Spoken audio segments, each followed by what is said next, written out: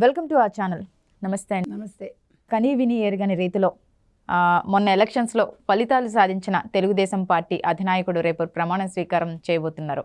మరి ఆ ప్రమాణ స్వీకారానికి ఎవరెవరు రాబోతున్నారో, అసలు ఎవరెవరికి ఆహ్వానం అందిందని మీరు అనుకుంటున్నారు? మీరు చెప్పినట్టుగా రేపు కనీ విని ఎరుగని రీతిలోనే ప్రమాణ స్వీకారోత్సవం జరగబోతోందండి.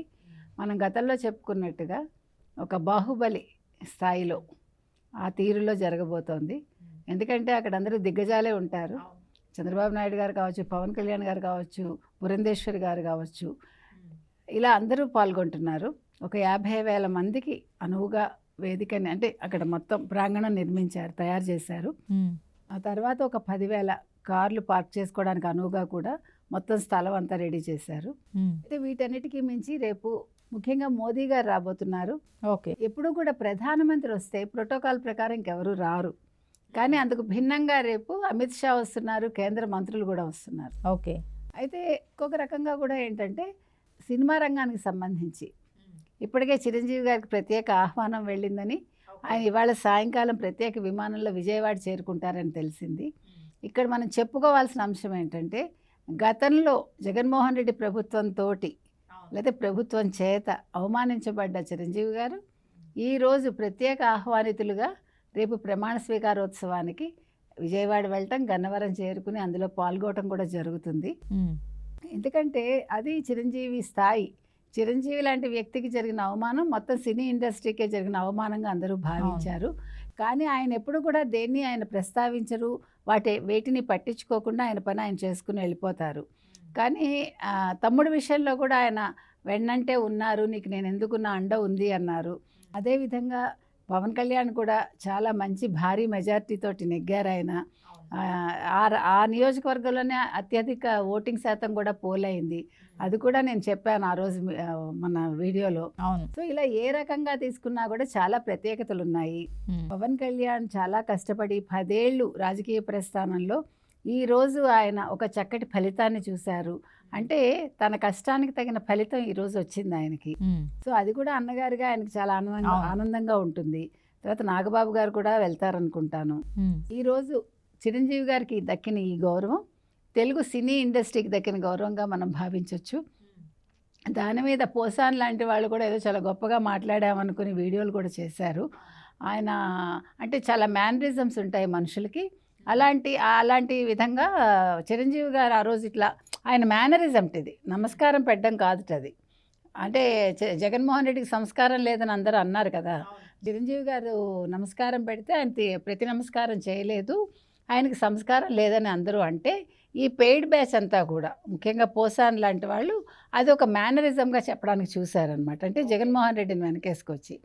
సరే ఏది ఏమైనా ఈరోజు పోసాని కావచ్చు, చాలామంది పెద్దలు అనుకుందాం పోనీ, వీళ్ళందరూ కూడా ఎవరి విజయం ఏంటో, ప్రజలు ఎటుపక్కున్నారో అర్థమైంది.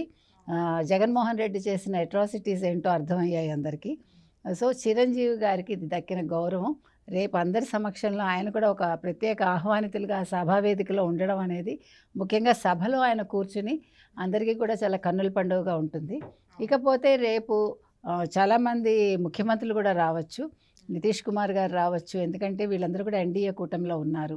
తర్వాత స్టాలిన్ లాంటి వాళ్ళే మొన్న చంద్రబాబు నాయుడు గారిని ప్రత్యేకంగా పలకరించి అభినందనలు అందజేశారు. స్టాలిన్ వస్తారని మనం చెప్పలేము, రేవంత్ రెడ్డి గారు అయితే వస్తారు ఖచ్చితంగా అనుకుంటున్నాం. ఎందుకంటే ఆయన తెలుగుదేశం నుంచి వచ్చిన వ్యక్తి. గతంలో కేసీఆర్ వచ్చారు, మనకు గుర్తుంది 2014లో. తర్వాత సిద్ధరామయ్య గారు వస్తారా మనకు తెలీదు. ఇంకా మిగిలిన రాష్ట్రాల ముఖ్యమంత్రులు వచ్చే అవకాశం అయితే ఉంది.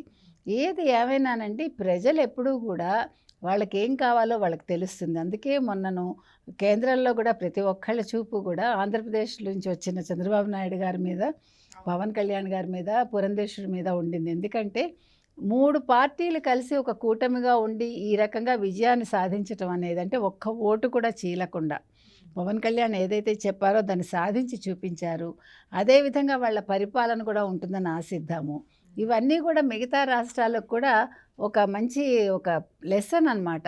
అంటే ఎలా కలిసికట్టుగా పనిచేస్తే ఎటువంటి ఫలితాలు వస్తాయి, ప్రజలు ఎటువైపు ఉంటారు, అంటే ఒక అరాచక పాలన, ఒక అవినీతి పాలనని అంతం చేయటంలో ప్రజలు ఎటుపక్కున్నారు, వాళ్ళు నిశ్శబ్దంగా ఎలాంటి విప్లవాన్ని చూపించారు, వాళ్ళు ఓటు ఎటువైపు వేశారు, అసలు ఎవరు కూడా మాట్లాడకుండా రిజల్ట్స్ వచ్చాక కూడా, అంటే వచ్చేవరకు ఎవరికి తెలియదు కదా. అప్పటి అధికార పక్షం మాకే వస్తుందని అనుకున్నారు, కానీ మిగతా కూటమి అంతా కూడా కాన్ఫిడెంట్గానే ఉండింది. ఏది ఏమైనా రేపు అయితే కన్నుల పండుగగా ఉండబోతోందండి.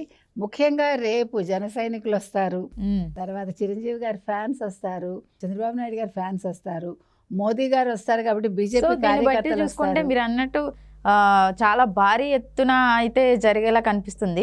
ఇందాక మీరు అన్నట్టు ఓన్లీ 50,000 కెపాసిటీ గల ప్లేస్ని అయితే తీసుకున్నారు అన్నారు. బట్ 50,000 సరిపోద్దంటారా? మీరు అన్నట్టు ఇంతమంది ఫ్యాన్స్, అదే సందేహం వస్తుంది. ఎందుకంటే ఇప్పుడు సినిమా ఇండస్ట్రీ నుంచి కూడా చాలా మంది వస్తారు, తర్వాత వీళ్ళ ఫ్యాన్సే బోల్డ్ మంది మెగా మెగా ఫ్యాన్స్ ఉన్నారు, తర్వాత పవన్ కళ్యాణ్ గారి జన సైనికులు ఉన్నారు, బీజేపీ వాళ్ళ కార్యకర్తలు ఉంటారు, తెలుగుదేశం కార్యకర్తలు చెప్పక్కర్లేదు. సో మరి ఏ రకంగా పోలీసులు కంట్రోల్ చేస్తారు? రేపు మొత్తం విజయవాడ నుంచి గన్నవరం వరకు రోడ్లంతా ఫుల్ ట్రాఫిక్ జామ్ అయిపోతాయి. అందుకే ముందుగానే రేపు స్కూల్స్ రీఓపెనింగ్ ఉండాలి, కానీ ఎల్లుండికి పోస్ట్ పోన్ చేయటం జరిగింది ఈ వేడుక కోసం.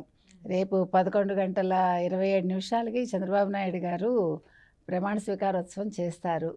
అది ఓకే.